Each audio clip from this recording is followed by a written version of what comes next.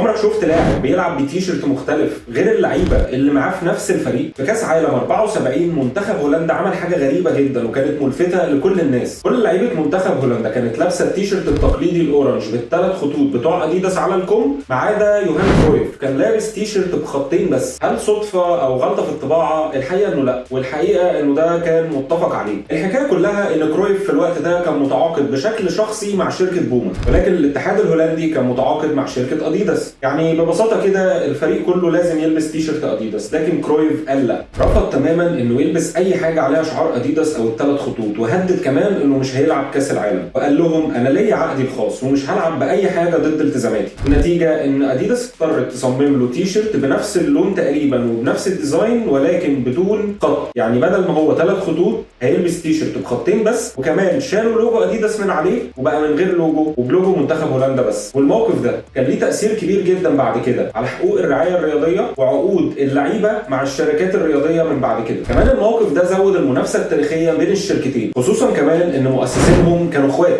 ادي داسلر مؤسس اديداس، ورودولف داسلر مؤسس بوما، وكرويف بقى رمز تمرد بوما ضد اديداس في السبعينات. كرويف مش بس لعب كوره مختلفه، هو كمان غير مفهوم الملكيه التجاريه في الرياضه.